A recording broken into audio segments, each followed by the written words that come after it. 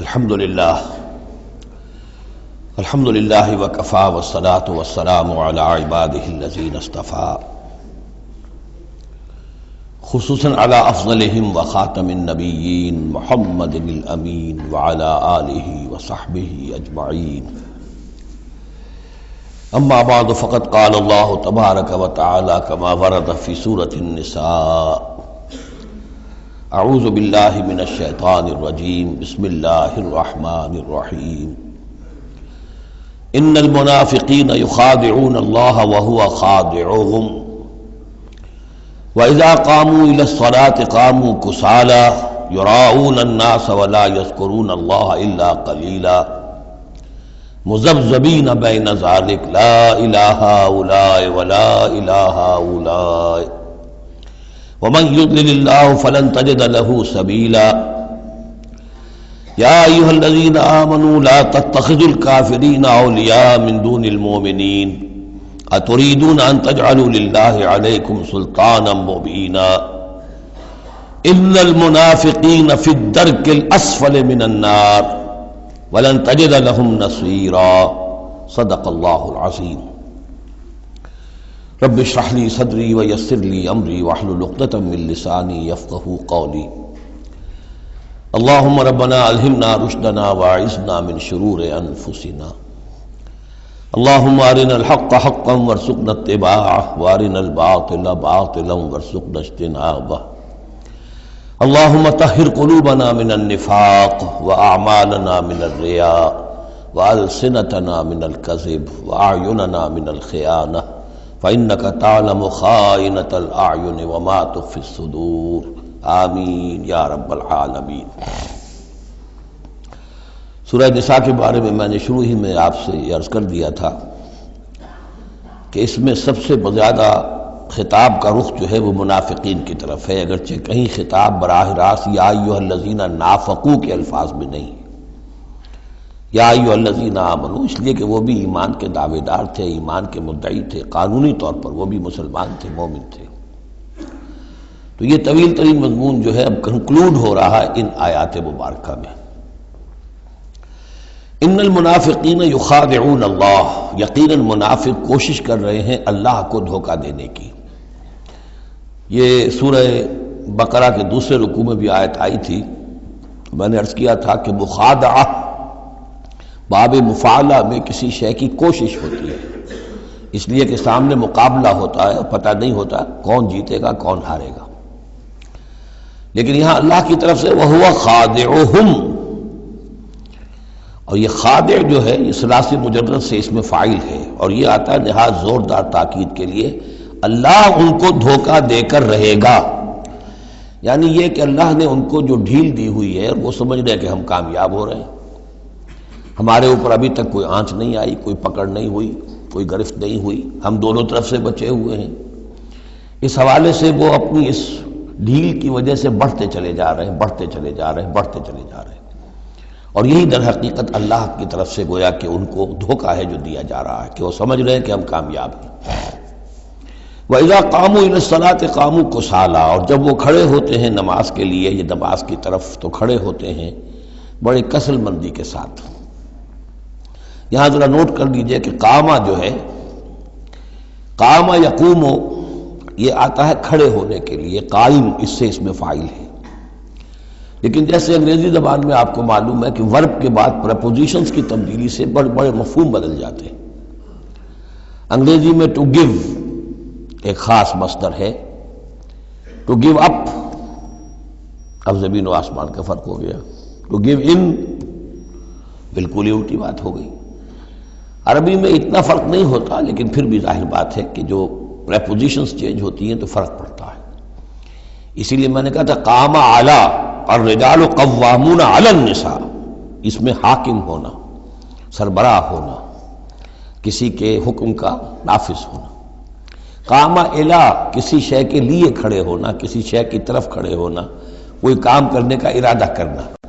وَإِذَا قَامُوا إِلَى الصَّلَاةِ قَامُوا كُسَالَىٰ، جب کھڑے ہوتے ہیں نماز کی طرف تو صاف نظر آ جاتا ہے کہ طبیعت میں بشاشت نہیں ہے، طبیعت میں آمادگی نہیں ہے، مجبوراً چونکہ اپنے آپ کو مسلمان ظاہر کرنا ہے لہذا کھڑے ہو رہے ہیں۔ قام بے ہم نے پڑھا تھا، قوامین بالقسط، قائما بالقسط اللہ کی شان ہے، کسی شے کو قائم کرنا۔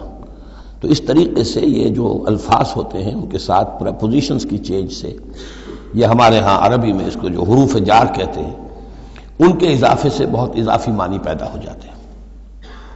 یراؤن الناس ولا یذکرون اللہ الا قلیلا، وہ لوگوں کو صرف دکھانے کے لیے کھڑے ہوتے ہیں، اور حقیقت میں جو ذکر الہی جو نماز کا اصل مقصد ہے، اقیم الصلاۃ علی ذکری، وہ انہیں نہیں حاصل ہوتا مگر بہت تھوڑا سا، کسی وقت کوئی واقعتاً اس بے دھیانی میں بھی ہو سکتا ہے کوئی آیت جو ہے وہ بجلی کے کڑکے کی طرح کڑک کر اور ان کے شعور کے اوپر کچھ نہ کچھ اثرات پیدا کر دے، الا قلیلا، بہت ہی شاذ۔ مذبذبین بین ذالک، یہ اس کے مابین مذبذب ہو کر رہ گئے ہیں، کفر کی طرف یا ایمان کی طرف، یکسو نہیں ہو رہے۔ اس لیے بار بار حضرت ابراہیم کے ساتھ اور حضرت ابراہیم کے تذکرے کے ساتھ حنیف کا لفظ آتا ہے، یکسو ہو جاؤ۔ دنیا میں کفر پر بھی انسان یکسو ہو تو کم سے کم دنیا بن جائے گی اس کی، لیکن یہ کہ اصل میں اگر دنیا اور آخرت دونوں بنانے ہیں تو پھر ایمان کے ساتھ یکسو ہونا ضروری ہے۔ لیکن جو بیچ میں رہیں گے ادھر کے نہ ادھر کے، تو ان کے لیے تو خسرت دنیا والآخرہ، ان کے لیے دنیا اور آخرت دونوں کا گھاٹا اور نقصان ہے۔ لا الہ الا ولا الہ الا، نہ تو یہ ان کی جانب ہے نہ ان کی جانب ہے، نہ ان کے ساتھ یکسو ہیں نہ ان کے ساتھ یکسو ہیں، نہ اہل ایمان کے ساتھ مخلص ہیں نہ اہل کفر کے ساتھ مخلص ہیں۔ وَمَن يُضْلِلِ اللَّهُ فَلَن تَجِدَ لَهُ سَبِيلًا، اور جسے اللہ ہی نے گمراہ کر دیا ہو، یعنی جس کی گمراہی پر اللہ کی طرف سے مہر تصدیق ثبت ہو چکی ہے، پھر اب اس کے لیے فَلَن تَجِدَ لَهُ سَبِيلًا، اس کے لیے اب کوئی راستہ نہ پاؤ گے۔ یا ایھا الذین آمنوا لا تتخذوا الکافرین اولیاء من دون المؤمنین، یہ مضمون پہلے بھی آ چکا ہے کہ یہ بھی ایک نفاق کی علامت ہے کہ اہل ایمان کو چھوڑ کر کافروں کے ساتھ دوستیوں کی پینگیں بڑھائی جائیں۔ اہل ایمان مت بناؤ کافروں کو اپنے حمایتی اور مددگار اور دوست اور بھیدی مسلمانوں کو چھوڑ کر۔ اتریدون ان تجعلوا للہ علیکم سلطانا مبینا، کیا تم چاہتے ہو کہ تم اپنے خلاف اللہ کے ہاتھ میں ایک دلیل دے دو، حجت دے دو؟ یعنی اللہ تعالیٰ جب محاسبہ کرے گا آخرت میں تو اس دلیل کا کیا جواب دو گے کہ تمہاری دوستیاں کافروں کے ساتھ تھی؟ تو یہ تو حجت قاطع بن جائے گی تمہارے خلاف، علیکم سلطان مبینہ، یہ حجت قاطعہ ہوگی تمہارے خلاف۔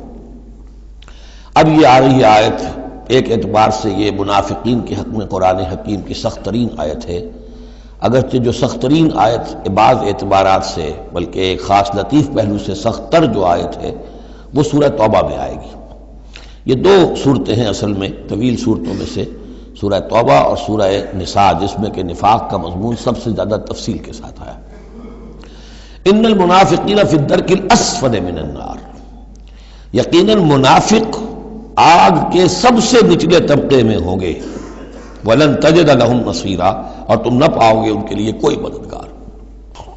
إِلَّا الَّذِينَ تَابُوا، اصل میں منافقت کا آخری پردہ جو چاک ہوگا وہ ہوگا سورہ توبہ میں، گویا کہ سن 9 ہجری میں جا کر۔ ابھی یہ ہم سن 4 ہجری کے آس پاس ہیں، اس حوالے سے ذرا ابھی فصل ہے، تو ابھی ان کے لیے ایک رعایت رکھی ہے کہ توبہ کا دروازہ تمہارے لیے ابھی کھلا ہے۔ إِلَّا الَّذِينَ تَابُوا وَأَصْلَحُوا، اب بھی اگر سوائے ان کے جو توبہ کریں اور اصلاح کر لیں، وَاعْتَصَمُوا بِاللَّهِ، اور اللہ سے چمٹ جائیں، یکسو ہو جائیں، ایک ہی طرف کے ہو جائیں، کونوا ربانیین، اللہ والے بن جائیں، شیطان سے پینگیں نہ بڑھائیں، شیطان کے ایجنٹوں سے اپنی دوستیاں نہ کریں، یکسو ہو جائیں اور اپنے آپ کو اس کے ساتھ وابستہ کر دیں ہر چہ باد آباد۔ اب یہ کشتی جو ہے ایمان کی اور اسلام کی، اگر یہ تیرتی ہے تو ہم تیریں گے، اگر خدا نہ خواستہ اس کے لیے کوئی حادثہ ہے تو ہم بھی اس حادثے میں شامل ہو گئے۔ وَأَخْلَصُوا دِينَهُمْ لِلَّهِ، یہ ہے بہت اہم اصطلاح کہ وَإِن تَابُوا إِلَّا الَّذِينَ تَابُوا وَأَصْلَحُوا وَاعْتَصَمُوا بِاللَّهِ وَأَخْلَصُوا دِينَهُمْ لِلَّهِ، اپنی اطاعت کل کی کل اللہ کے لیے کر لیں، مخلص کر لیں۔ یہ نہ ہو کہ زندگی کے کچھ حصے میں اطاعت اللہ کی ہو رہی ہے، کچھ حصے میں کسی اور کی ہو رہی ہے۔ کیا کریں جی، یہ معاملہ تو رواج کا ہے، کیا کریں، اگرچہ ہے تو غلط شریعت کی روح سے، لیکن برادری کا رواج ہے، برادری کو چھوڑ تو نہیں سکتے۔ معلوم ہو آپ نے اپنی اطاعت کے حصے جو ہیں علیحدہ کر لیے، یہ حصہ جو ہے برادری کی اطاعت میں جائے گا، یہ حصہ اللہ کی اطاعت میں جائے گا۔ اطاعت جب تک کل کی کل اللہ کی نہ ہو، جیسے سورہ بقرہ میں ہم نے پڑھا تھا قاتلوہم حتی لا تکون فتنۃ ویکون الدین للہ، دین ہو جائے پورا اللہ کے لیے۔ تو ایک تو اجتماعی سطح پر دین اللہ کے لیے ہو جائے، یعنی اسلامی ریاست قائم ہو جائے، پورا اسلامی قانون ہو، پورا اسلامی نظام ہو۔ اگر یہ نہیں ہے تو ایک شخص انفرادی سطح پر تو اپنی اطاعت تو خالص کر لے اللہ کے لیے، تو یہ تو انفرادی گویا کہ توحید عملی ہے۔ فاولئک مع المؤمنین، تو یہ لوگ پھر اہل ایمان میں شامل ہو جائیں گے۔ یعنی ابھی پوائنٹ آف نو ریٹرن نہیں ہے ابھی سب کے لیے، بہت سے لوگ تو پہنچ چکے، لیکن پھر بھی ابھی توبہ کا دروازہ کھلا ہے۔ وَسَوْفَ يُؤْتِ اللَّهُ الْمُؤْمِنِينَ أَجْرًا عَظِيمًا، اور جہاں تک مومنین کا تعلق ہے تو اللہ تعالیٰ اہل ایمان کو تو ان قریب بہت بڑا اجر عطا فرمائے گا۔ اب یہ اپیل کے انداز میں بھی آخری بات ہے، مَا يَفْعَلُ اللَّهُ بِعَذَابِكُمْ، سوچو اے منافقو اللہ تمہیں عذاب دے کر کیا لے گا۔ اللہ کو سیڈسٹ ہستی نہیں ہے معاذ اللہ کہ اسے لوگوں کو دکھ پہنچا کر خوشی ہوتی ہو۔ ایسے پرورٹڈ انسان ہوتے ہیں، ان کی شخصیتیں مست ہو چکی ہوتی ہیں، جو دوسروں کو تکلیف میں دیکھتے ہیں تو خوش ہوتے ہیں، دوسروں کو تکلیف پہنچا کر، کوفت پہنچا کر انہیں کچھ راحت حاصل ہوتی ہے۔ تو اللہ معاذ اللہ ایسا نہیں۔ ما یفعل اللہ بعذابکم، اللہ کیا لے گا تم سے، تمہیں عذاب دے کر، ان شکرتم وآمنتم، اگر تم شکر کی روش اختیار کرو، ایمان کی روش اختیار کرو۔ وکان اللہ شاکرا علیما، اللہ تو بہت ہی قدردانی فرمانے والا ہے، قدر افزائی فرماتا ہے۔ جو بندہ اس کے لیے کوئی کام کرے، محنت کرے، اللہ تعالیٰ اس کی قدر فرماتا ہے، اور جو بھی وہ کچھ کرتا ہے اس کے علم میں ہوتا ہے۔ کوئی شے ایسی نہیں ہے کہ جو ان اکاؤنٹڈ رہ جائے گی کہ میں نے یہ بھی کیا تھا اللہ کے لیے لیکن اس کا اجر مجھے نہیں ملا۔ اب جو یہ آخری حصہ ہے سورہ مبارکہ کا، اس میں بعض مضامین بہت ہی اہم ہیں بنیادی فلسفہ دین کے اعتبار سے۔ سب سے پہلی بات تو پھر آ رہی ہے وہی جو تمدنی اور معاشرتی معاملات ہوتے ہیں۔ معاشرے کے اندر کسی بری بات کا بلند آواز سے کہنا، کسی بری بات کا چرچا کرنا بالفعل کوئی اچھی بات نہیں ہے، لیکن اس میں ایک استثناء ہے۔ کسی مظلوم کا معاملہ یہ ہے کہ اس کے دل سے اگر جلے کٹے الفاظ بھی نکل جائیں کسی کے لیے تو وہ اللہ کنڈون کرے گا، معاف کر دے گا۔ لا يحب اللہ الجہر بالسوء من القول، اللہ کو بالکل پسند نہیں ہے کہ کسی بات کو بلند آوازی سے کہا جائے، بری بات کو، الا من ظلم، سوائے اس کے جس پر ظلم ہوا ہے، جس کا دل دکھا ہے۔ ابھی حال ہی میں نے جمعے میں وہ شعر سنائے تھے کہ فارسی زبان کا ایک شعر ہے، بترسز آہ مظلومہ کہ ہنگام دعا کردن، اجابت از در حق بہر استقبال می آید۔ مظلوموں کی آہوں سے ڈرو کہ جب ان کی زبان سے کوئی بد دعا نکل جاتی ہے تو اس دعا کی قبولیت جو ہے وہ خود استقبال کرنے کے لیے آتی ہے عرش سے، اللہ تعالیٰ کی طرف سے۔ تو اس کا ترجمہ بھی اردو میں شعر ہی میں موجود ہے، ڈرو مظلوم کی آہوں سے جب اٹھتی ہیں سینوں سے، قبولیت ہے کرتی خیر مقدم چرخ سے آ کر۔ تو مظلوم کا مسئلہ یہ ہے کہ اس کو اس کی بھی اجازت ہے۔ وَكَانَ اللَّهُ سَمِيعًا عَلِيمًا، اللہ سب کچھ سننے والا ہے اور سب کچھ جانتا ہے، اسے معلوم ہے جس کے دل سے یہ آواز نکلی ہے وہ کتنا دکھا ہوا ہے، اس کے احساسات کتنے مجروح ہوئے۔ ان تبدو خیرا او تخفوہ او تعفو عن سوء فإن اللہ کان عفوا قدیرا، جہاں تک تو خیر کا معاملہ ہے تم اسے بلند آواز سے کہو، ظاہر کرو یا چھپاؤ، برابر کی بات ہے۔ اللہ تعالیٰ کے لیے خیر تو خیر ہی ہر حال میں ہے، عیاں ہو یا خفیہ ہو۔ اور تعفو عن سوء، لیکن یہ ذرا اونچا مسئلہ ہے، اور اگر تم برائی کو سے معاف کر دیا کرو۔ اب یہ اپیل کے انداز میں مظلوم سے بھی کہا جا رہا ہے کہ اگرچہ تمہیں اٹھے یہ کہ تم ان پر گرفت نہیں ہوگی، لیکن تم ایک اس سے اعلیٰ تر اور بلند تر رتبہ ہے اسے کیوں نہیں حاصل کرتے؟ اور تعفو عن سوء، کہ تم کسی برائی کے درگزر کرو، معاف کر دو۔ فإن اللہ عفوا قدیرا، تو یقیناً اللہ تعالیٰ بھی معاف فرمانے والا ہے اور قدرت رکھنے والا ہے۔ انسان تو بسا اوقات معاف کرنے پر مجبور بھی ہو جاتا ہے، اس لیے کہ بدلہ دینے کی قدرت نہیں رکھتا۔ اللہ تو مقتدرہ ہے، قدیر ہے، وہ تو جو چاہے فوراً جو ہے دیر اینڈ دین حساب چکا دے، لیکن نہیں، پھر بھی وہ اس کے باوجود وہ معاف فرماتا ہے۔ اب پھر یہ بہت اہم مضمون آ گیا ہے، وحدت الادیان کا جو ایک بنیادی جڑ ہے، اس کی جڑ کو یہاں کاٹی جا رہی ہے۔ غلط فلسفہ جو وحدت ادیان کا، میں نے آپ کو بتایا تھا کہ فلسفہ وحدت ادیان کا ایک حصہ صحیح ہے کہ اوریجن سب کا ایک ہے، لیکن یہ کہ اب جو وہ شکلیں ہیں ان کی وہ ایک ہے، اس سے بڑی حماقت اور جہالت اور ضلالت اور گمراہی اور کوئی نہیں۔ اب یہ کانٹے کی بات بتائی جا رہی ہے کہ اصل میں دین میں جس چیز کی وجہ سے غلطی پیدا ہوتی ہے وہ کیا ہے؟ اللہ اور رسولوں میں تفریق پیدا کر دینا۔ ایک ہے رسولوں میں تفریق کرنا، ایک رسول کو ماننا ایک کو نہ ماننا، ایک ہے اللہ کو علیحدہ کر دینا رسول کو علیحدہ کر دینا۔ یہ جہالت ہے جو فتنہ انکار حدیث میں، فتنہ انکار سنت میں، اور یہ کہ بس اہل قرآن جو اپنے آپ کو سمجھتے ہیں کہ رسول کا کام تھا قرآن پہنچا دینا، اللہ اللہ خیر صلی اللہ۔ اب اصل معاملہ ہمارا اور اللہ کا ہے، اللہ کی کتاب ہے، ہم بھی سمجھتے ہیں، عربی زبان میں ہے، ہم اس کو خود سمجھیں گے، خود اس پر عمل کریں گے۔ باقی رسول نے اپنے زمانے میں مسلمانوں کو اس کی جو تشریح سمجھائی تھی ٹھیک ہے، اس وقت انہوں نے قبول کر لی، لیکن رسول کی تشریح جو ہے وہ دائمی نہیں ہے، دائمی شے صرف قرآن ہے، گویا کہ اللہ کو اور رسول کو جدا کر دیا۔ وہ بات یہاں آ رہی ہے، ان الذین یکفرون باللہ ورسلہ، یقیناً وہ لوگ جو کفر کرتے ہیں اللہ کا اور اس کے رسولوں کا، وَيُرِيدُونَ أَن يُفَرِّقُوا بَيْنَ اللَّهِ وَرُسُلِهِ، اور وہ چاہتے ہیں کہ تفریق کر دیں اللہ کے اور اس کے رسولوں کے مابین۔ یہ دین الہی بھی یہی تھا کہ بس اللہ کا دین سمجھو، رسول سے کیا نسبت ہے؟ جب رسول کی نسبت ہو جائے گا یہ دین مسیح ہے، یہ دین موسیٰ ہے، یہ دین عیسیٰ ہے، یہ دین فلاں ہے، اگر رسولوں کا یہ فیکٹر جو ہے، جو ڈفرینشیٹنگ فیکٹر ہے، نکال دیا جائے تو اللہ تو سب کا کامن ہے، تو دین الہی ہو گیا۔ ان الذین یکفرون باللہ ورسلہ ویریدون ان یفرقوا بین اللہ ورسلہ ویقولون نؤمن ببعض ونکفر ببعض، اور وہ یہ کہتے ہیں کہ ہم کچھ کو مانیں گے کچھ کو نہیں مانیں گے، یعنی اللہ کو مانیں گے، رسولوں کا ماننا ضروری نہیں ہے، اللہ کی کتاب کو مانیں گے، رسول کی سنت کا ماننا کوئی ضروری نہیں۔ ویریدون ان یتخذوا بین ذلک سبیلا، اور وہ چاہتے ہیں کہ اس کے بین بین ایک راستہ نکال لیں، اللہ کو ایک طرف کر دیں، رسول کو ایک طرف کر دیں۔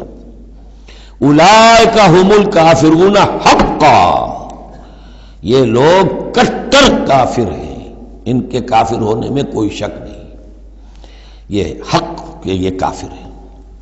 وَأَعْتَدْنَا لِلْكَافِرِينَ عَذَابًا مُهِينًا، اور ہم نے ایسے کافروں کے لیے بڑا اہانت آمیز عذاب تیار کر رکھا ہے۔ وَالَّذِينَ آمَنُوا بِاللَّهِ وَرُسُلِهِ، اور جو لوگ ایمان رکھتے ہیں اللہ پر اور اس کے رسولوں پر، وَلَمْ يُفَرِّقُوا بَيْنَ أَحَدٍ مِّنْهُمْ، اور انہوں نے ان میں سے کسی کے مابین کوئی تفریق نہیں کی، نہ اللہ کو رسول سے جدا کیا نہ رسول کو رسول سے جدا کیا۔ ہم تو سب کو مانتے ہیں، لا نفرق بین احد من رسلی، ان کو بھی مانتے ہیں جن کے نام قرآن مجید میں آ گئے ہیں، اور مانتے ہیں کہ اور بھی بے شمار آئے ہوں گے، یقین کے ساتھ نہیں کہہ سکتے، تعین کے ساتھ نہیں کہہ سکتے، یہ معلوم ہے اور بھی بہت نبی آئے ہیں، کسی پرٹیکولر پرسن کے بارے میں یقین کے ساتھ نہیں کہہ سکتے، یہ یقین سے کہہ سکتے کہ بے شمار نبی اور بھی آئے، رسول اور بھی آئے۔ لم یفرقوا بین احد منہم اولئک سوف یؤتیہم اجورہم، یہ وہ لوگ ہیں کہ جنہیں اللہ تعالیٰ ان کے اجر عطا فرمائے گا، وکان اللہ غفورا رحیما، اور یقیناً اللہ تعالیٰ غفور الرحیم ہے۔ یسألک اہل الکتاب ان تنزل علیہم کتابا من السماء، یہ اہل کتاب، یہ یہودی ہے، محمد صلی اللہ علیہ وسلم آپ سے مطالبہ کر رہے ہیں کہ ان پر ایک کتاب آسمان سے اتاری جائے، یعنی جیسے تورات اتری تھی۔ آپ تو کہتے ہیں مجھ پر وحی آتی ہے، کہاں لکھی ہوئی ہے وہ وحی، کون لایا آیا ہمیں تو پتہ نہیں، موسیٰ کو تو وہ لکھی ہوئی ملی تھی اور وہ پتھر کی تختیوں میں لے کر آئے تھے۔ یسألک اہل الکتاب ان تنزل علیہم کتابا من السماء فقد سألوا موسیٰ اکبر من ذلک، تو اے نبی آپ فکر نہ کریں، ان کی پرواہ نہ کریں، انہوں نے، ان کے آباء و اجداد نے موسیٰ سے اس سے بھی بڑھ کر مطالبے کیے تھے۔ فقالوا ارنا اللہ جہرۃ، یاد کرو کہ وہ اللہ سے، انہوں نے تو یہ مطالبہ بھی کیا تھا کہ ہمیں دکھاؤ اللہ کو عیاناً، ہم خود دیکھنا چاہتے ہیں۔ فاخذتهم الصاعقۃ بظلمهم، تو ان کی اس گناہ کی پاداش میں انہیں ایک کڑک نے آ پکڑا تھا۔ ثم اتخذوا العجل من بعد ما جاءتهم البینات، پھر یہ کہ ان لوگوں کی ناہنجاری کا یہ بھی اندازہ کرو کہ جب کہ واضح نشانیاں ان کے پاس آ چکی تھیں، 9 معجزے حضرت موسیٰ کے وہ دیکھ چکے تھے، پھر بھی انہوں نے بچڑے کی پرستش شروع کر دی۔ فعفونا عن ذلک، ہم نے ان تمام چیزوں سے درگزر کیا۔ وآتینا موسیٰ سلطان مبین، اور ہم نے موسیٰ کو غلبہ عطا کیا، واضح غلبہ، فرعون اور اس کے علاوہ لشکر کو ان کی نگاہوں کے سامنے غرق کر دیا۔ ورفعنا فوقهم الطور بميثاقهم، اور ہم نے ان کے سروں پر معلق کر دیا تھا طور کو، پہاڑ کو، جب کہ ان سے عہد لیا جا رہا تھا۔ وقلنا لهم ادخلوا الباب سجدا، اور ہم نے کہا تھا کہ جب یہ شہر فتح ہو جائے تمہارے ہاتھوں، یریکو، تو اس میں داخل ہونا تو سروں کو جھکا کر وَقُلْنَا لَهُمْ لَا تَعْدُوا فِي السَّبْتِ، اور ہم نے ان سے یہ بھی کہا تھا کہ سبت کا، ہفتے کا جو قانون ہے اس میں حد سے تجاوز نہ کرو. وَأَخَذْنَا مِنْهُمْ مِيثَاقًا غَلِيظًا، اور ہم نے ان تمام باتوں کے ان سے بڑے گاڑھے قول و قرار لیے تھے، بہت گاڑھے معاہدے کیے تھے. فَبِمَا نَقْضِهِمْ مِيثَاقَهُمْ، اب یہاں ان کے کچھ جرائم کی فہرست آ رہی ہے، اور یہاں یوں سمجھیے کہ مبتدا ہی کی تکرار ہو رہی ہے، اس میں جو خبر ہے وہ گویا کہ وہ محذوف ہے. یوں پہلے اگر سمجھ لیں گے تو بات یوں بنے گی فَبِمَا نَقْضِهِمْ مِيثَاقَهُمْ لَعَنَّاهُمْ، تو انہوں نے جو ہمارے میثاق کو توڑا اور توڑتے رہے، جو بھی وعدے کیے تھے ہم نے ان پر لعنت کر دی بس. لیکن یہ لعناہم اتنی واضح بات تھی کہ اس کو کہنے کی ضرورت نہیں آئی، بلکہ اور ان کے جرائم کی فہرست بیان ہو رہی ہے. فَبِمَا نَقْضِهِمْ مِيثَاقَهُمْ وَكُفْرِهِمْ بِآيَاتِ اللَّهِ، اللہ کی آیات کے انکار کے سبب سے، وَقَتْلِهِمُ الْأَنْبِيَاءَ بِغَيْرِ حَقٍّ، اور ان کا انبیاء کا قتل کر دینا بغیر حق. وَقَوْلِهِمْ قُلُوبُنَا غُلْفٌ، اور ان کے اس کہنے کی پاداش میں کہ ہمارے دل تو غلافوں میں بند ہیں. بل طبع اللہ علیہا بکفرہم، بلکہ حقیقت یہ ہے کہ اللہ نے ان کے اوپر مہر کر دی ہے ان کے کفر کے باعث.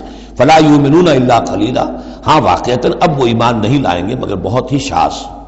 وبکفرہم وقولہم علی مریم بہتانا عظیما، اور بسبب ان کے اس کفر کے جو انہوں نے کیا اور جو انہوں نے مریم پر ایک بہتان عظیم لگایا، حضرت مریم سلام علیہا پر بہتان یہ لگایا کہ یہ زنا کیا ہے اور یہ یوسف نجار کا بیٹا ہے یہ مسیح. اگرچہ ان کے روایات کے مطابق یہ ہے کہ ان کی نسبت تھی، یوسف نجار بڑھئی تھے ایک، ان کے ساتھ حضرت مریم کی نسبت ہو چکی تھی لیکن وداعی نہیں ہوئی تھی. لیکن وداعی سے پہلے ہی ان کے مابین تعلق ہوا اور یہ بیٹا ہو گیا، تو یہ تو پھر ولد الزنا ہوا. یہ تھی اتنی بڑی بات تھی جو وہ کہتے ہیں، اور اس کو باقاعدہ پکچرز بنا کے امریکہ میں چلاتے ہیں. سن آف مین، تم جسے سن آف گاڈ کہتے ہیں وہ سن آف مین ہے. اب سن آف مین جو ہے اس کو سمجھ لیجئے کہ اس کا مطلب کیا ہوا پھر، آؤٹ آف ویڈ لاک ہی تو آخر ہوا نا، اس کا جو پیدا ہوا اگر حضرت مسیح تو وہ صحیح جائز ولادت سے تو نہ ہوا اگر انسان کا بیٹا ہے. بہرحال اتنے بڑے بڑے بہتان لگائے. وَبِكُفْرِهِمْ وَقَوْلِهِمْ عَلَىٰ مَرْيَمَ بُهْتَانًا عَظِيمًا وَقَوْلِهِمْ إِنَّا قَتَلْنَا الْمَسِيحَ عِيسَى ابْنَ مَرْيَمَ رَسُولَ اللَّهِ، اور بسبب ان کے یہ کہنے کہ ہم نے قتل کیا مسیح کو، عیسیٰ ابن مریم کو. رسول اللہ، اللہ کے رسول کو. یہ رسول اللہ ان کا لفظ نہیں ہے، یہ اللہ کی طرف سے سائن آف ایکسکلیمیشن کے ساتھ. اچھا ان کا دعویٰ یہ ہے کہ انہوں نے اللہ کے رسول کو قتل کیا، جبکہ رسول تو قتل ہو ہی نہیں سکتا. کتب اللہ لاغلبن انا ورسلی، یہ تو اللہ کا فیصلہ ہے، طے شدہ لکھا ہوا ہے کہ میں اور میرے رسول تو غالب آ کر رہیں گے. تو ان کی تو یہ جرتیں ہیں کہ یہ سمجھتے ہیں کہ انہوں نے اللہ کے ایک رسول کو قتل کیا ہے. وما قتلوہ وما صلبوہ، ہرگز انہوں نے قتل نہیں کیا، نہ اسے سولی دی. ولکن شبہ لہم، بلکہ اس کی شبیہ بنا دی گئی ان کے لیے، صورت بنا دی گئی، مشابہت کر دی گئی اس کے ساتھ ان کے لیے، کہ انہوں نے جس کو سمجھا ہے کہ وہ مسیح ہے وہ مسیح نہیں تھا، وہ مسیح کی جگہ کوئی اور تھا. جو انجیل برنباس سے معلوم ہوتا ہے کہ جوڈاس اسکیریوٹ جو کہ حواریین میں سے ایک تھا، ویسے اس کی نیت اور تھی، بد نیتی نہیں تھی، وہ ایک لمبی بات ہو جائے گی، اس کا وقت دورہ قرآن میں نہیں ہے. نیت اس کی کچھ اور تھی، لیکن اس نے گرفتار کرایا تھا، اور اس گرفتاری کے پاداش میں پھر اللہ تعالیٰ نے اس کی شکل جو حضرت مسیح کی بنا دی، اور حضرت مسیح کی جگہ وہ پکڑا گیا اور سولی چڑھا. وما قتلوه وما صلبوه ولكن شبه لهم وان الذين اختلفوا فيه لفي شك منه، اور جو لوگ اس کے بارے میں اختلاف میں پڑے ہوئے ہیں وہ شکوک و شبہات میں ہیں، انہیں خود پتہ نہیں کہ ہوا کیا، کیسے ہوا.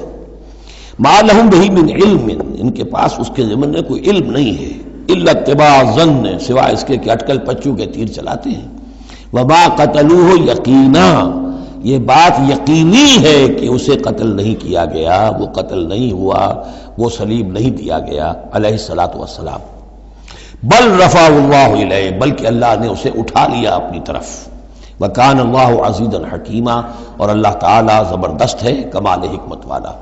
اس کی تفصیل میں آپ کو پہلے بتا چکا ہوں کہ کیا شکل پیش آئی تھی اس باغ میں جہاں حضرت مسیح اپنے حواریین کے ساتھ روپوش تھے، جو کہ تفصیل انجیل برنباس میں ہے. وَإِن مِّنْ أَهْلِ الْكِتَابِ إِلَّا لَيُؤْمِنَنَّ بِهِ قَبْلَ مَوْتِهِ، اور نہیں رہے گا اہل کتاب میں سے کوئی بھی مگر اس پر ایمان لا کر رہے گا اس کی موت سے قبل. یعنی حضرت مسیح مرے نہیں ہیں، زندہ ہیں، وہ دوبارہ آئیں گے، اور دوبارہ جب آئیں گے تو اہل کتاب میں سے کوئی شخص نہیں رہے گا جو ان پر ایمان نہ لے آئے. وَيَوْمَ الْقِيَامَةِ يَكُونُ عَلَيْهِمْ شَهِيدًا، اور قیامت کے دن وہی ان کے خلاف گواہ بن کر کھڑا ہوگا۔ یہ خلاف گواہی وہی آ گئی جو ہم نے پڑھا تھا 41ویں آیت میں، فَكَيْفَ إِذَا جِئْنَا مِنْ كُلِّ أُمَّةٍ بِشَهِيدٍ وَجِئْنَا بِكَ عَلَىٰ هَٰؤُلَاءِ شَهِيدًا۔ ہر نبی کو اپنی قوم کے خلاف گواہی دینی، لہذا حضرت مسیح علیہ السلام اپنی اس قوم، اپنی امت کے خلاف گواہی دیں گے۔ فَبِظُلْمٍ مِّنَ الَّذِينَ هَادُوا حَرَّمْنَا عَلَيْهِمْ طَيِّبَاتٍ أُحِلَّتْ لَهُمْ۔ تو اللہ تعالیٰ کی ایک سنت یہ بھی ہے کہ کوئی قوم اگر کسی معاملے میں حد سے گزرتی ہے تو اس کو سزا کی ایک شکل یہ بھی ہوتی ہے کہ حلال چیزوں سے بھی محروم کر دیا جائے، حرام کر دی جائیں۔ تو ان لوگوں نے جنہوں نے یہودیت اختیار کی، ان کی اسی غلط روش کے باعث حرمنا علیہم طیبات، ہم نے بعض پاکیزہ چیزیں بھی ان پر حرام کر دیں، احلت لہم، جو کہ اصلاً ان کے لیے حلال تھیں۔ جیسے کہ حضرت یعقوب علیہ السلام نے اگر اونٹ کا گوشت کھانا چھوڑ دیا تھا تو اللہ تعالیٰ تورات میں فرما دیتے کہ بھئی یہ حرام نہیں ہے، یہ تو اسرائیل نے، حضرت یعقوب نے خود کر لیا تھا، لیکن اللہ نے کہا اچھا ٹھیک ہے، ان کی جو ہے یہ سزا رہے، ان پر جو تنگی ہے وہ رہے۔ وَبِصَدِّهِمْ عَنْ سَبِيلِ اللَّهِ كَثِيرًا، اور بسبب ان کے اللہ کے راستے سے رکنے اور روکنے کے، اللہ کے راستے سے رکتے بھی ہیں، روکتے بھی ہیں، تو اس کی وجہ سے اللہ تعالیٰ نے ان کو سزا کے طور پر بعض حلال چیزوں سے بھی محروم رکھا۔ وَأَخْذِهِمُ الرِّبَا، اور پھر ان کے جرائم کی فہرست میں یہ بھی ہے کہ ان کا سود کھانا، وَقَدْ نُهُوا عَنْهُ، اور یہ کہ ہم اسے روک دیے گئے تھے۔ سود ان کی شریعت میں حرام ہے، آج بھی حرام ہے، لیکن وہ یہ سمجھتے ہیں کہ سود کا لین دین یہودیوں کا آپس میں حرام ہے، کوئی یہودی دوسرے یہودی سے سودی لین دین نہیں کرے گا۔ لیکن جنٹائلز کے لیے تو ان کا عام قاعدہ یہ ہے، گوئمز اینڈ جنٹائلز، ان کے لیے کوئی ہم پر لیس علینا فی الامیین سبیل، ہم پر کوئی گرفت ہے ہی نہیں، کوئی ذمہ داری ہے ہی نہیں، ہم جیسے چاہیں کریں، لوٹیں کھسوٹیں، جس طرح چاہیں دھوکہ دیں، اور تو ظاہر بات ہے سود میں تو پھر کوئی قباحت رہی نہیں۔ وَأَخْذِهِمُ الرِّبَا وَقَدْ نُهُوا عَنْهُ وَأَكْلِهِمْ أَمْوَالَ النَّاسِ بِالْبَاطِلِ، اور بسبب ان کے لوگوں کے مال ناحق ہڑپ کرنے کے، وَأَعْتَدْنَا لِلْكَافِرِينَ مِنْهُمْ عَذَابًا أَلِيمًا، اور ان میں سے جو کافر ہیں، جنہوں نے اب کفر کی بھی روش اختیار کر لی ہے، ان کے لیے ہم نے بہت دردناک عذاب تیار کر رکھا ہے۔ لیکن الراسخون فی العلم منہم والمؤمنون، لیکن جو لوگ ان میں سے پختہ علم والے ہیں، جیسے عبداللہ ابن سلام رضی اللہ تعالی عنہ، اور اہل ایمان جو ہیں، جو محمد پر ایمان لائے ہیں صلی اللہ علیہ وسلم، یؤمنون بما انزل الیک وما انزل من قبلک، وہ تو ایمان رکھتے ہیں اس پر بھی جو اے نبی آپ کی طرف نازل کیا گیا، اور اس پر بھی کہ جو آپ سے پہلے نازل کیا گیا۔ والمقیمین الصلاۃ، وہ تو نماز کے قائم کرنے والے ہیں، والموتون الزکاۃ، اور زکوٰۃ کے ادا کرنے والے ہیں، والمؤمنون باللہ والیوم الآخر، اور ایمان رکھنے والے ہیں اللہ پر بھی اور یوم آخر پر بھی۔ اولئک سنؤتیہم اجرا عظیما، یہ وہ لوگ ہیں کہ جنہیں ہم اجر عظیم عطا فرمائیں گے۔ یہاں بھی آپ دیکھ رہے ہیں کہ ابھی تھوڑی سی گنجائش رکھی جا رہی ہے کہ اہل کتاب میں سے بھی اگر کوئی ایلیمنٹ ہے، کوئی کہیں کونے کھدرے میں پڑا ہوا جس کے اندر فطرت جو ہے ابھی کچھ موجود ہے، سلامتی کسی درجے میں ہے، تو جس طریقے سے بھی ہو، یعنی بچا کھچا بھی اگر اس کان میں کوئی ہیرے کا ٹکڑا پڑا ہوا تو وہ بھی نکل آئے، بجائے اس کے کہ ابھی آخری دروازہ بند کر دیا جائے۔ تو نہ آخری دروازہ ابھی بند کیا منافقین پر اور نہ ان پر کیا۔ لیکن راسخون فی العلم منہم، اب ان میں سے اشارہ کر دیا گیا کہ ان میں سے بھی کچھ ہو سکتے ہیں، باقی اہل ایمان کے روش تو یہ ہے ہی، والمؤمنون یؤمنون بما انزل الیک وما انزل من قبلک والمقیمین الصلاۃ والموتون الزکاۃ والمؤمنون باللہ والیوم الآخر اولئک سنؤتیہم اجرا عظیما۔ اب جو مقام آ رہا ہے یہ 23ویں رکوع کے شروع میں، یہ ان چند مقامات میں سے قرآن کے جس میں کہ انبیاء اور رسولوں کے ناموں کا گلدستہ آیا ہے۔ مثلا یہاں آپ دیکھیں گے پے بپے بہت سے انبیاء اور رسول کا نام لیے گئے، پھر ان میں سے بعض کی جو اضافی اور شانیں ہیں ان کا بیان کیا گیا، اور پھر بڑی اہم آیت فلسفہ قرآن کے اعتبار سے آگے آئے گی کہ نبوت کا بنیادی مقصد کیا ہے۔ نبوت کا بنیادی مقصد، فلسفہ نبوت، اساسی فلسفہ نبوت۔ انا اوحینا الیک کما اوحینا الی نوح، اے نبی ہم نے آپ کی جانب بھی وحی کی ہے جیسے کہ ہم نے نوح کی طرف وحی کی تھی، والنبیین من بعدہ، اور ان کے بعد بہت سے انبیاء پر کی تھی۔ حضرت شیس علیہ السلام وہ بھی حضرت نوح علیہ السلام، بلکہ یہ تو حضرت نوح سے بھی پہلے کے لوگ ہیں، شیس جو ہیں۔ اوحینا الی نوح والنبیین من بعدہ واوحینا الی ابراہیم واسماعیل واسحاق ویعقوب والاسباط، اور ہم نے وحی کی ابراہیم کی طرف، اسماعیل کی طرف، اسحاق کی طرف، یعقوب کی طرف اور ان کی اولاد کی طرف، وعیسیٰ وایوب ویونس وہارون وسلیمان، اور عیسیٰ کی جانب اور ایوب کی جانب اور یونس کی جانب اور ہارون کی جانب اور سلیمان کی جانب، وآتینا داؤد زبورا، اور داؤد کو تو ہم نے زبور جیسی کتاب عطا فرمائی، ورسلا قد قصصناہم علیک من قبل، ایسے بھی بہت سے رسولوں کو ہم نے بھیجا، یا وہی ہم نے ان کی جانب کی بھیجے ایسے رسول کہ جن کا ہم اس سے پہلے آپ کے سامنے تذکرہ کر چکے ہیں، ورسلا لم نقصصہم علیک، اور ایسے بھی بہت سے رسول ہیں کہ جن کے حالات ہم نے آپ کے سامنے بیان نہیں کیے۔ پوری دنیا کی تاریخ بیان کرنا تو قرآن مجید کا مقصد نہیں ہے، یہ تو کتاب ہدایت ہے، تاریخ کی کتاب نہیں ہے۔ وَكَلَّمَ اللَّهُ مُوسَىٰ تَكْلِيمًا، اور خاص اب شان جو حضرت موسیٰ علیہ السلام کی امتیازی شان ہے، اور موسیٰ سے تو کلام کیا اللہ نے جیسے کہ کلام کیا جاتا ہے، بس صرف یہ ہے کہ من ورائے حجاب تھا، پردے کے پیچھے سے تھا دو بدو کلام۔ اب وہ آیت آ رہی ہے کہ یہ رسول کس لیے بھیجے گئے؟ رسلا مبشرین و منذرین، یہ رسول بھیجے گئے بشارت دینے والے بنا کر اور خبردار کرنے والے بنا کر، لئلا یکون للناس علی اللہ حجۃ بعد الرسل، تاکہ نہ رہ جائے لوگوں کے حق میں، للناس نام نوٹ کیجئے، علی اللہ اللہ کے مقابلے میں کوئی حجت، کوئی دلیل رسولوں کے آنے کے بعد، وکان اللہ عزیزا حکیما، اور اللہ تعالیٰ زبردست ہے لیکن ساتھ ہی حکمت والا ہے۔ اب اس کو سمجھیے کہ جب ہم یہ کہتے ہیں کہ قیامت کے دن اللہ تعالیٰ حساب لے گا اور امتحان ہوگا، امتحان سے پھر نتائج نکلیں گے ہمارے کہ کون پاس ہوا کون فیل ہوا، لیکن امتحان لیا جاتا ہے کچھ پڑھا کر، کیا پڑھایا ہمیں، جانچا جاتا ہے کسی کو کچھ دے کر، کسی بچے کو آپ دیجئے 10 روپے، پھر آپ دیکھیے اس کا میلان طبع کیا ہے، ٹافی کی دکان کی طرف بھاگتا ہے یا کوئی کسی کتابوں کی دکان کی طرف بھاگتا ہے، پتہ چل جائے گا اس کا رجحان کیا ہے۔ کچھ دے کر آزماتے ہیں نا، کچھ پڑھا کر امتحان لیتے ہیں، تو ہمیں کیا پڑھایا ہے، کیا دیا ہے؟ اس میں ہے جو قرآن مجید کا بنیادی فلسفہ ہے کہ اللہ تعالیٰ نے انسان کو سمع، بصر، عقل، 3 بڑی چیزیں دی، پھر اللہ تعالیٰ نے انسان کے اندر روح ودیت کی اور نفس انسانی میں خیر اور شر کا علم ودیت کر دیا ہے۔ اب آئندہ کوئی وحی نہ آئے تب بھی ہر انسان جو ہے ان باتوں کی بنا پر اکاؤنٹیبل ہے۔ ہم نے تمہارے اندر تمیز رکھ دی تھی، یہ نیکی ہے یہ بدی ہے، تم بدی کی طرف کیوں گئے؟ تو گویا کہ کوئی نبی نہ آتا، کوئی کتاب نہ آتی، کوئی رسول نہ آتا، تب بھی اللہ تعالیٰ کی طرف سے محاسبہ ناحق نہیں تھا، اس لیے کہ وہ بنیادی چیزیں اللہ تعالیٰ دے چکا ہے۔ البتہ اتمام حجت کرتا ہے اللہ۔ اب یہ نوٹ کیجئے، حجت کیا ہے؟ حجت تو عقل ہے جو اللہ کو نے ہمیں دے رکھی ہے۔ ان السمع والبصر والفؤاد کل اولئک کان عنہ مسئولا، اس کی بنیاد پر مسئولیت ہے۔ اور یہ کہ نفس ونفس وما سواہا فالہمہا فجورہا وتقواہا، اس کے اندر نیکی اور بدی کی تمیز ودیت کر دی ہے، پھر تمہیں روح پھونکی ہے۔ ان سب چیزوں کی بنا پر تم اکاؤنٹیبل ہو، کوئی نبی آتا یا نہ آتا، یہ حجت اللہ کی تم پر قائم ہے۔ لیکن پھر بھی اللہ اتمام حجت کرنے کے لیے یہ اضافی شے ہے کہ اللہ نے تم ہی میں سے کچھ لوگوں کو چنا جو بڑے ہی اعلیٰ کردار کے لوگ تھے، تم جانتے تھے کہ یہ ہمارے ہاں کے بہترین لوگ ہیں، ان کے دامن کردار پر کوئی داغ دھبا نہیں ہے، ان کی سیرت و اخلاق تمہارے سامنے تھی کھلی کتاب کے مانند، ان کے پاس ہم نے اپنی وحی بھیجی، اور پھر تمہیں یہ کرو یہ نہ کرو یہ بھی بتا دیا۔ ایگزامینیشن میڈ ایزی بھی ہو گیا تمہارے لیے، اس امتحان کو ہم نے اتنا آسان کر دیا تاکہ اب کسی کے پاس کوئی عذر باقی نہ رہ جائے، کوئی جو ہے یہ پلیڈ نہ کر سکے کہ میں تو اگنورنس کے پلیڈ کرے کہ میں تو اگنورنٹ تھا، مجھے معلوم نہیں تھا۔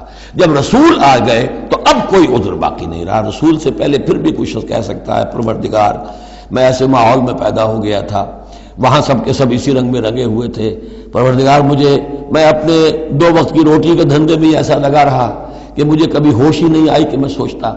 لیکن جب رسول آ جاتے ہیں اور رسولوں کے آنے کے بعد حق مبرہن ہو جاتا ہے اور حق و باطل کے درمیان امتیاز بالکل واضح طور پر قائم ہو جاتا ہے، پھر کوئی عذر باقی نہیں رہتا، کوئی حجت پیش کرنے کے لیے لوگوں کے جانب سے اللہ کے سامنے اللہ کے محاسبے کے مقابلے میں باقی نہیں رہتی۔ تو یہ اتمام حجت ہے، اللہ کی طرف سے حجت کا اتمام۔ رسلا مبشرین، اور کر کیا سکتے ہیں رسول؟ نہ کسی کو زبردستی ہدایت پر لا سکتے ہیں، ظاہر بات ہے کسی کو گمراہ کرنا تو پیش نظر ہے ہی نہیں، لیکن کسی کو زبردستی ہدایت پہ نہیں لا سکتے۔ ہاں جن کے اپنے اندر کی یہ چیزیں جاگ جائیں گی، متوجہ ہو جائیں گے، اپنے باطن کی حقیقتوں کی طرف دیکھیں گے، اور پھر یہ کہ نبی کی بات سنیں گے، اس سے فائدہ اٹھائیں گے، سیدھے راستے پر چلیں گے، ان کے لیے مبشر ہوں گے، بشارت، فراح و ریحان و جنت نعیم۔ اور جو لوگ یہ ہے کہ اس کے بعد بھی اپنی غلط ہی راستوں پر چلتے رہیں گے، تعصب میں، ہٹ دھرمی میں، ضد میں، مفادات میں، چودراہٹوں کی وجہ سے، ان کو خبردار کریں گے کہ اب تمہارے لیے بدترین انجام جو ہے جہنم تیار ہے۔ تو رسولوں کا بنیادی فنکشن یہی ہے، تبشیر اور انذار، مبشرین و منذرین۔ کس لیے؟ لئلا یکونا، تاکہ نہ رہ جائے، للناس، لوگوں کے پاس، لوگوں کے حق میں، اللہ، اللہ کے مقابلے میں، یعنی اللہ کی حجت، اللہ کے محاسبے کے مقابلے میں، حجت، کوئی عذر، کوئی بہانہ باقی نہ رہے بعد الرسل، رسولوں کے آنے کے بعد۔ وکان اللہ عزیز حکیمہ، اللہ عزیز ہے، بغیر رسولوں کے بھی محاسبہ کرے، اختیار اس کا مطلق ہے، حکیم ہے، اس نے یہ نظام بنایا ہے اپنے محاسبہ اخروی کے لیے۔ اب اس میں البتہ ایک بات اور نوٹ کر دیجئے، یہ بڑی تفصیل سے میں نے یہ چیزیں لکھی ہوئی ہیں اپنی ایک کتاب میں، نبی اکرم صلی اللہ علیہ وسلم کا مقصد بعثت، کہ ایک بنیادی مقصد رسالت کا وہ تو یہ ہے، اور ایک تکمیلی مقصد ہے رسالت کا جو محمد الرسول اللہ پر جا کر کامل ہوا ہے صلی اللہ علیہ وسلم، وہ ہے لِيُظْهِرَهُ عَلَى الدِّينِ كُلِّهِ۔ انہوں نے بھی کام شروع کیا یہیں سے، یا ایھا النبی انا ارسلناک شاہدا ومبشرا ونذیرا وداعیا الی اللہ باذنہ وسراجا منیرا۔ بنیادی حیثیت تو وہی آپ کی بھی وہی ہے، لیکن اس کے اوپر تکمیلی حیثیت کیا ہے؟ هو الذی ارسل رسولہ بالہدی ودین الحق لیظہرہ علی الدین کلہ۔ یہ آپ کی امتیازی شان ہے۔ لیکن اللہ یشہد بما انزل الیک انزلہ بعلمہ، اللہ تعالیٰ اس پر گواہ ہے کہ جو کچھ اس نے نازل کیا ہے نبی آپ کی طرف، وہ اس نے علم کیا ہے، اس نے نازل کیا اپنے علم سے۔ والملائکۃ، اور فرشتے اس پر گواہ ہیں، یشہدون۔ وکفیٰ باللہ شہیدا، اور ویسے تو اللہ تنہا بھی گواہ کے لیے، گواہ ہونے کے اعتبار سے کافی ہے۔ ان الذین کفروا وصدوا عن سبیل اللہ قد ضلوا ضلالا بعیدا۔ اب محمد کے آنے کے بعد صلی اللہ علیہ وسلم پھر بھی جو لوگ کفر پر اڑے رہے اور رکے رہے اور روکتے رہے اللہ کے راستے سے دوسروں کو، وہ تو پھر بہک گئے ہیں، بھٹک گئے ہیں، ضلالا بعیدا، اور یہ اپنے بھٹکنے میں اور بہکنے میں، گمراہی میں بہت دور نکل گئے۔ ان الذین کفروا وظلموا لم یکن اللہ لیغفر لهم۔ اب یہ لوگ جنہوں نے کفر کیا ہے، جو اڑ گئے ہیں کفر پر، اور جو اس شرک پر اور ناحق جو راستہ ہے اس کے اوپر جم گئے ہیں، لم یکن اللہ لیغفر لهم، اب اللہ کا یہ طریقہ نہیں ہوگا کہ انہیں معاف کر دے، اللہ انہیں اب ہرگز بخشنے والا نہیں ہے۔ ولا لیہدیہم طریقہ، اور نہ یہ کہ انہیں کسی راستے کی ہدایت دے، الا طریقہ جہنم، سوائے ایک راستے کے، اور وہ جہنم کا راستہ ہے۔ اب تو وہی کھلی ہوئی ہے شاہراہ، اسی پر یہ بگٹر دوڑتے رہیں، خالدین فیہا، وہ اس میں ہمیشہ ہمیش رہیں گے، ابدا، ہمیشہ ہمیش۔ وکان ذلک علی اللہ یسیرا، اور یہ اللہ پر بہت آسان ہے۔ دیکھیے اس کو مقابلے میں لائیے، ما یفعل اللہ بعذابکم، اللہ کیا کرے گا تمہیں عذاب دے کر، لیکن اس سے یہ نہ سمجھے کہ اللہ عذاب نہیں دے گا، یقیناً اللہ سیڈسٹ نہیں ہے، یقیناً اللہ کو عذاب دے کر خوشی نہیں ہوگی، لیکن یہ کہ اس کا ایک ضابطہ ہے، اس کا ایک قانون ہے، اسی پر اس نے دنیا بنائی ہے، لہذا اس کے مطابق وہ عمل تو کرے گا، اور یہ اس پر کوئی بھاری گزرنے والی بات نہیں ہے کہ اپنی ہی مخلوق کو، اس لیے کہ بعض ملنگ قسم کے صوفی جو ہیں وہ یہ بھی کہتے ہیں کہ یہ اللہ بڑا رحیم ہے، اب کیا وہ اپنی مخلوق کو جہنم میں جھونک دے گا، یہ تو ایسے ڈراوے کے لیے، ذرا سیدھا کرنے کے لیے، جیسے بچوں کو ڈانٹ دیتا ہے باپ ہو ماں ہو، میں تیرا قیمہ کر دوں گی، تو کوئی کیا قیمہ کر دے گی کوئی ماں اپنے بچے کا؟ لیکن یہ تو اصل میں صرف ڈراوا ہے اور کچھ نہیں، لیکن یہ بات صحیح نہیں ہے۔ اسی لیے اللہ تعالیٰ کہتا ہے کہ کان ذالک علی اللہ یسیرا، اللہ کے لیے یہ بہت آسان ہے، بہت ہلکی بات ہے اس کے لیے۔ یا ایھا الناس، اب یوں سمجھیے کہ کنکلوڈنگ حصہ جو ہے سورہ مبارکہ کا، یا ایھا الناس قد جاءکم الرسول بالحق من ربکم فآمنوا خیرا لکم۔ اس عبارت میں جو زور ہے، میں نے کوشش کی ہے کہ میں اسے اپنی آواز کے ذریعے سے واضح کروں، اے لوگوں تمہارے پاس آ چکا ہے رسول حق کے ساتھ، یعنی اب تم یہ نہیں کہہ سکو گے کہ رسول نہیں آیا، ہمیں پتہ نہیں تھا۔ You won't be able to plead ignorance یہ نہیں کہہ سکتے کہ ہمیں معلوم نہیں تھا، ہم پر بات کھولی نہیں گئی، ہم پر بات واضح نہیں ہوئی، یہ بہانہ ختم ہو گیا اب محمد کے آنے کے بعد۔ یا ایھا الناس قد جاءکم الرسول بالحق من ربکم فآمنوا خیرا لکم، ایمان لے آؤ یہی تمہارے لیے بہتر ہے، بلکہ صحیح ترجمہ ہوگا اسی میں تمہاری خیریت ہے۔ وَإِن تَكْفُرُوا فَإِنَّ لِلَّهِ مَا فِي السَّمَاوَاتِ وَالْأَرْضِ، اور کفر پر اڑے رہو گے تو اللہ تعالیٰ کا کیا بگاڑ لو گے؟ آسمانوں اور زمین میں جو کچھ ہے وہ اللہ ہی کا ہے۔ وَكَانَ اللَّهُ عَلِيمًا حَكِيمًا، اللہ علیم ہے، حکیم ہے۔ یا اہل الکتاب لا تغلوا فی دینکم، اے کتاب والو اپنے دین میں غلو نہ کرو۔ ولا تقولوا علی اللہ الا الحق، اور اللہ کی طرف کوئی شے منسوب نہ کرو سوائے اس کے جو درست ہو اور حق ہو۔ جھوٹ بولنا ہے تو بازی بارش بابا ہم بازی، جھوٹ بولنا ہے خود بولو۔ خدا پر جھوٹ جڑنا اللہ نے یہ کہا، یہ تو گویا کہ یوں سمجھیے کہ بازی بارش بابا ہم بازی والی بات ہو گئی۔ لا تقولوا علی اللہ الا الحق انما المسیح عیسی ابن مریم رسول اللہ، دیکھو مسیح عیسیٰ ابن مریم اللہ کے رسول تھے، یہ حیثیت ان کی ہے، الوہیت میں کوئی حصہ نہیں ہے، وہ خدا کے بیٹے نہیں ہیں، رسول اللہ ہے۔ وَكَلِمَتُهُ أَلْقَاهَا إِلَىٰ مَرْيَمَ، اور اس کا ایک کلمہ ہے کہ جو اس نے ڈالا مریم پر، یعنی مریم کی رحم میں جو حمل ہوا ہے حضرت عیسیٰ کا، وہ اللہ کے کلمہ کن کی طرف سے پھیل ہوا ہے۔ ایک جو فزیکل جو بھی حصے ہیں کسی عمل کے، اب کسی بھی انسان کی ولادت میں ایک حصہ باپ کا ہے، ایک حصہ ماں کا ہے، لیکن حضرت مسیح علیہ السلام کی ولادت میں ماں والا حصہ تو پورا موجود ہے، حمل ہوا ہے، 9 مہینے آپ اپنے رحم میں رہیں حضرت مریم سلام علیہا کے، لیکن یہ کہ باپ والا حصہ نہیں ہے۔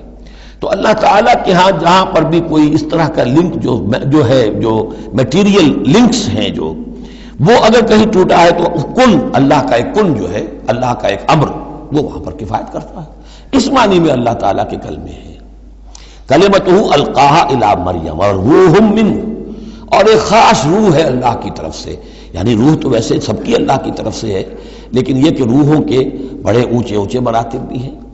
ایک روح محمدی ہے جس کو ہم عام طور پر ہمارے علماء نور محمدی کہتے ہیں۔ وہ نور محمدی کیا ہے؟ روح محمدی، اس لیے کہ روح جو ہے نورانی شے ہے۔ ملائکہ بھی نور سے پیدا ہوئے ہیں، اور انسانی جو ارواح ہے وہ بھی نور سے پیدا ہوئی ہیں، جنات نار سے پیدا ہوئے ہیں، حیوانات اور انسان کا بھی حیوانی جسم جو ہے یہ مٹی اور پانی سے پیدا ہوا ہے، سیدھی بات ہے۔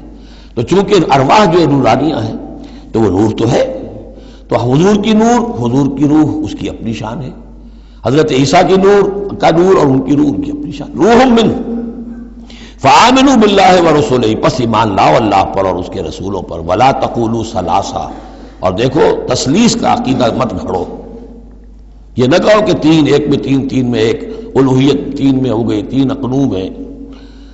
انتہوا خیرا لکم، باز آ جاؤ اسی میں تمہاری خیریت ہے۔ انما اللہ الہ واحد، جان لو اللہ تو ایک ہی الہ واحد ہے، تنہا ہے۔ سبحانہ ان یکون لہ ولد، وہ پاک ہے اس سے کہ اس کے کوئی بیٹا ہوتا یا اولاد ہوتی۔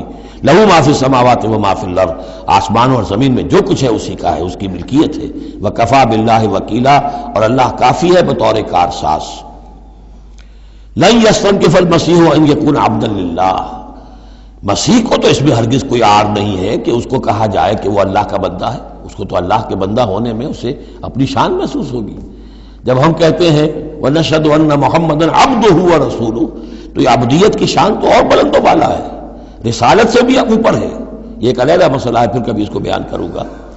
تو لن یستنکف المسیح ان یکون عبدا للہ، یہ کوئی بات ان کے لیے کوئی عار کی نہیں ہے کہ وہ اللہ کے بندے ہوں۔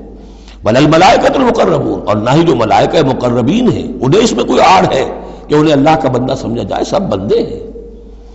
ومن یستنکف عن عبادتہ ویستکبر، اور جو کوئی بھی آڑ سمجھے گا اللہ کی بندگی میں اور استکبار کرے گا، تکبر کرے گا، فسیحشرہم الیہ جمیعا، تو پھر اللہ تعالیٰ ان سب کو اپنے پاس لے آئے گا، جمع کرے گا۔ فاما الذین آمنوا وعملوا الصالحات، تو جو لوگ ایمان لائے ہوئے ہوں گے اور جنہوں نے نیک عمل کیے ہوں گے، فیوفیہم اجورہم، تو انہیں ان کے پورے اجر دے گا، پورے۔ ویزیدہم من فضلہ، اور خاص اپنے فضل سے انہیں مزید دے گا، بونس بھی دے گا۔ آپ کے آخری جو ٹپ کر دیتے ہیں کسی کو، کسی نے کام کیا اچھا کیا ہے تو اسے انعام دیتے ہیں، اپنے فضل سے اور نوازے گا۔ وَأَمَّا الَّذِينَ اسْتَنكَفُوا وَاسْتَكْبَرُوا، اور جنہوں نے عبدیت کے اندر کوئی آر محسوس کی تھی اور تکبر کیا تھا، فَيُعَذِّبُهُمْ عَذَابًا أَلِيمًا، ان کو وہ عذاب دے گا بہت زبردست اور بہت دردناک۔ وَلَا يَجِدُونَ لَهُم مِّن دُونِ اللَّهِ وَلِيًّا وَلَا نَصِيرًا، اور وہ نہیں پائیں گے اپنے لیے اللہ کے سوا یا اللہ کے مقابلے میں نہ کوئی حمایتی نہ مددگار۔ یا ایھا الناس قد جاءکم برہان من ربکم، اے لوگو دیکھو آ چکی ہے تمہارے پاس برہان تمہارے رب کی طرف سے۔ اب یہ قرآن مجید کی طرف اشارہ ہو رہا ہے، اور برہان بھی قرآن جمع محمد مل کر برہان ہوں گے صلی اللہ علیہ وسلم، جیسے میں بیان کر چکا ہوں شروع میں تعارف قرآن میں کہ کتاب جمع رسول مل کر بینہ،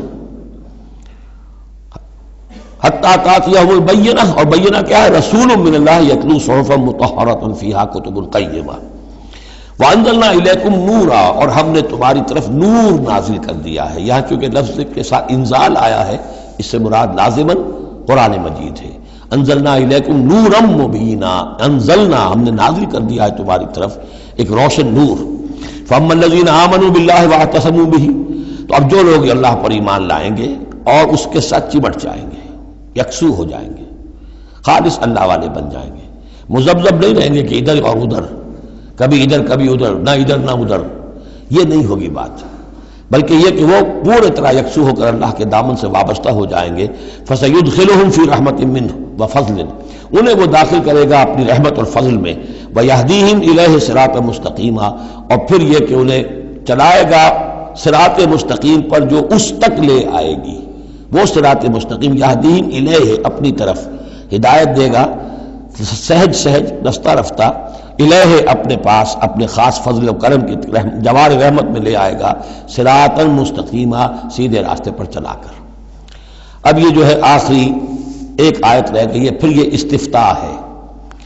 قانون وراثت میں جو ایک لفظ آیا تھا کلالہ، اور کلالہ کے بارے میں آیا تھا کہ اس کے اگر بہن بھائی ہوں تو ان کی وراثت کا حکم یہ ہے، وہ لوگوں پر واضح نہیں ہو سکا تھا، جیسے کہ خواتین کے بارے میں بعض اور مسائل واضح نہیں ہو سکے تھے۔ تو یستفتونک، اے نبی یہ آپ سے فتویٰ مانگ رہے ہیں، وضاحت چاہ رہے ہیں۔ قل اللہ یفتیکم فی الکلالہ، کہو کہ اللہ تعالیٰ تمہیں کلالہ کے بارے میں مزید وضاحت دے رہا ہے، فتویٰ دے رہا ہے، حکم بتا رہا ہے۔ ان امرؤ ہلک لیس لہ ولد ولہ اخت، اگر کوئی شخص مر گیا، فوت ہو گیا اور اس کا کوئی اولاد نہیں ہے، اور کلالہ اس کو کہتے ہیں اولاد بھی نہ ہو والدین بھی نہ ہو، ولہ اخت، اور اس کی ہو ایک بہن، فلہا نصف ما ترک، تو ایسے ہی ہے جیسے ایک بیٹی ہو تو اسے آدھا ملے گا، تو اس کے مطابق اس کو آدھا مل جائے گا۔ وَهُوَ يَرِثُهَا إِن لَّمْ يَكُن لَّهَا وَلَدٌ، اور کلالہ اگر عورت تھی اور اس کے کوئی اولاد نہیں، کوئی والدین نہیں، تو اس کا پورا وارث اس کا بھائی بن جائے گا، پھر پوری جو اس کی دولت ہے، اس کی وراثت اس کے بھائی کو چلی جائے گی۔ وَإِن كَانَتْ اثْنَتَيْنِ فَلَهُمَا الثُّلُثَانِ مِمَّا تَرَكَ، اور اگر وہ بہنیں جو ہیں وہ دو سے زائد ہو یا دو ہو تو 2/3 میں وہ شریک ہو جائیں گے۔ وَإِن كَانُوا إِخْوَةً رِجَالًا وَنِسَاءً، اور بہن بھائی ہوں بہت سے، فَلِلذَّكَرِ مِثْلُ حَظِّ الْأُنثَيَيْنِ، تو پھر وہ اصلی قاعدہ جو ہے کہ مرد کے لیے 2 عورتوں کے برابر حصہ ہو جائے گا، بھائی کو بہنوں سے ڈبل ملے گا۔ یعنی یوں سمجھ لیجئے کہ وہ جو حکم وہاں تھا بیان کیا گیا وہ اخیافی بہن بھائیوں کا تھا۔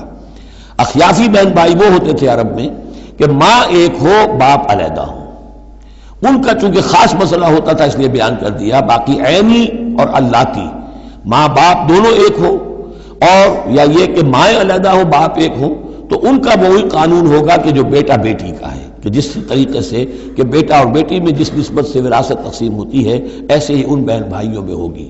یہ ہے یبین اللہ لکم ان تضلوا، اللہ واضح کیے دیتا ہے تمہارے لیے مبادا تم گمراہ ہو جاؤ، واللہ بکل شیء علیم، اور اللہ ہر چیز کا علم رکھتا ہے۔ سورہ نساء مکمل ہوئی۔ اب اللہ کا نام لے کر اس گروپ کی جو آخری صورت ہے، اور یہ نوٹ کر لیجئے کہ جو ہمارا منزلوں کا میں نے نظام آپ کو بتایا تھا، پہلی منزل ختم ہو گئی ہے۔ یہ سورہ مائدہ سے المنزل 2 یہ شروع ہو رہی ہے، المنزل 2 دوسری منزل شروع ہو گئی۔ لیکن جو مکی اور مدنی صورتوں کے گروپ ہیں وہ ابھی ختم نہیں ہوا۔ پہلا وہ تو یہ کہ مکی صورت سورہ فاتحہ، مدنی کا ایک گروپ البقرہ اور آل عمران، دوسرا گروپ النساء اور المائدہ، المائدہ مل کر پھر جا کر جو گروپ ہے مکی مدنی کا وہ ختم ہوگا جبکہ مائدہ ختم ہوگی۔ سورہ مائدہ کا بھی تقریباً اسلوب وہی ہے کہ جو سورہ نساء کا ہے، لیکن یہ کہ یہاں زیادہ جو زور ہے وہ اہل کتاب پر ہے۔ جیسا کہ میں نے آپ کو بتایا تھا کہ یہ جو گروپ ہے پہلا ان صورتوں کا، اس کے دو مضامین ہیں بنیادی، ایک شریعت اسلامی، شریعت اسلامی کا بلو پرنٹ ابتدائی خاکہ جو ہے وہ سورہ بقرہ میں، تکمیلی احکام اب اس میں آئیں گے۔ دوسرے اہل کتاب پر اتمام حجت اور آخری درجے میں دعوت، آخری فیصلہ کن باتیں جو ہیں وہ آپ کو اب ملیں گی اس سورہ مبارکہ میں۔ بسم اللہ الرحمن الرحیم، یا ایھا الذین آمنوا اوفوا بالعقود۔ سورہ نساء شروع ہوئی تھی یا ایھا الناس سے، اے لوگو۔ یہاں بس فرق یہ ہے کہ یا ایھا الذین آمنوا، اہل ایمان، اپنے عہدوں کو، معاہدوں کو، قول و قرار کو پورا کیا کرو۔ اب انہوں سمجھ لیجئے کہ سماجی زندگی جتنی انسان کی ہے وہ معاہدوں پر قائم ہے۔ Even marriage is a social contract, شادی کیا ہے؟ ایک معاہدہ ہے ایک مرد ایک عورت کے مابین ساتھ رہنے کا، ساتھ زندگی گزارنے کا۔ اس کے کچھ حقوق ہیں، کچھ فرائض ہیں، بیوی کے حقوق، شوہر اور اس کے فرائض، اور شوہر کے حقوق اور اس کے فرائض، معاہدہ ہے۔ بڑے بڑے کاروبار جو ہیں وہ معاہدوں کی شکل میں ہوتے ہیں، تو معاہدہ ہے۔ اور بھی سوشل کانٹریکٹس ہے کہ جو ہمارے ہاں employer employee relationship is a contract, یا جو سیاسی نظام ہے، عہدے ہیں، مناصب ہیں، ان کی ذمہ داریاں ہیں، ان کے پریولیجز ہیں، یہ آپ کی ذمہ داریاں ہیں، یہ آپ کے اختیارات ہیں۔ تو ایک ہی شے اگر پوری ہو جائے، اوفو بالعقود، جو بھی عقد ہو، عقد کہتے ہیں گرہ کو، عقدہ کہتے ہیں، عقدہ گرہ، عقد ہے کوئی چیز بند گئی، بس طے ہو گئی، فیصلہ ہو گیا، وہ عقود ہے۔ احلت لکم بہیمۃ الانعام الا ما یتلی علیکم، تمہارے لیے تمام جو مویشی کی نوعیت کے حیوانات ہیں وہ حلال کر دیے گئے، ان کا گوشت کھانا، سوائے اس کے جو تمہیں پڑھ کر سنائے جاتے ہیں، یعنی ان میں خنزیر ہے وہ حرام ہے، اور مردار اگر ہے تو حرام ہے، وغیرہ وغیرہ، وہ بعد میں آ جائے گا۔ لیکن باقی جو مویشی، وہ ہوش نہیں، شیر چیتا جو وحشی ہیں یہ نہیں، جو مویشی قسم کے، ہرن ہے، نیل گائے ہے، اور اس طرح کی چیزیں جو بھی ہیں کہ جو عام طور پر وہ گوشت خور نہیں ہے، بلکہ یہ کہ سبزے کے اوپر ان کا گزارا ہوتا ہے، یہ ساری چیزیں جو ہیں یہ تمہارے لیے حلال کی گئی ہیں۔ غیر محل الصید وانتم حرم، ایک تم پر پابندی ہے کہ اگر حج کے لیے احرام باندھا ہوا ہو یا عمرے کے لیے تو تم اس حالت میں شکار نہیں کر سکتے۔ ان اللہ یحکم ما یرید، یہ اللہ کا اختیار ہے، وہ فیصلہ کرتا ہے، حکم دیتا ہے جو چاہتا ہے۔ یا ایھا الذین آمنوا لا تحلوا شعائر اللہ ولا الشہر الحرام ولا الہدی ولا القلائد ولا عامین البیت الحرام، اہل ایمان مت بے حرمتی کرو اللہ کے شعائر کی، مت حلال کر لیا کرو، بے حرمتی کر دیا کرو اللہ کے شعائر کی، اور نہ حرمت والے مہینوں کی، اور نہ ہدی کے جانوروں کی، جو جانور لے کے جائے جاتے تھے کعبے کی طرف حج کے لیے یا عمرے کے لیے ساتھ لے کر جاتے تھے، ولا القلائد، اور ان کے گلوں کے اندر پٹے ڈال دیے جاتے تھے علامت کے طور پر کہ اب یہ کعبے کی طرف جا رہے ہیں، ولا عامین البیت الحرام، اور نہ وہ حاجی لوگ کہ جو بیت حرام کی طرف چل رہے ہیں، قصد کر رہے ہیں، جا رہے ہیں، اب وہ بھی ان کی بھی ایک نسبت ہو گئی ہے کہ یہ سفر کر رہے ہیں تو اللہ کے گھر کے مسافر ہیں۔ جیسے کہ وہاں آپ نے دیکھا ہوگا جو گئے ہیں کہ انہیں وہ کہتے مرحبا بضیوف الرحمن، کہ مرحبا ان لوگوں کو کہ جو رحمان کے مہمان ہیں، یعنی حاجی جو یہاں آئے ہیں وہ اصل میں اللہ کے مہمان ہیں، اللہ میزبان ہے۔ تو اب ان کے لیے یہ ہے کہ ان کی بے حرمتی نہ ہو، حتیٰ کہ عزت نہ ہو۔ یبتغون فضلا من ربہم ورضوانا، یہ سب جو ہیں اللہ تعالیٰ کی فضل کی اور اس کے اپنے رب کے رضوان کی تلاش میں ہیں، اس کی کوشش میں جا رہے ہیں۔ وَإِذَا حَلَلْتُمْ فَاصْطَادُوا، ہاں جب تم احرام کھول دو، حلال ہو جاؤ، تو یہ حلال ہو جانا ایک اصطلاح ہے، جبکہ احرام کھل گیا، فاصطادوا، پھر تم شکار کرو، تمہیں کھلی چھوٹ ہے، ساری پابندیاں احرام کی حالت کی ہیں۔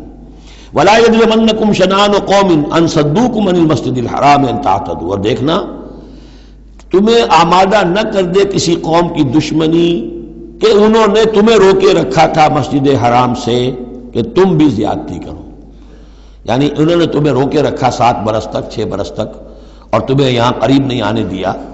اب ایسا نہ ہو کہ اس کے بدلے میں تم کو زیادتی کرو، زیادتی مت کرو۔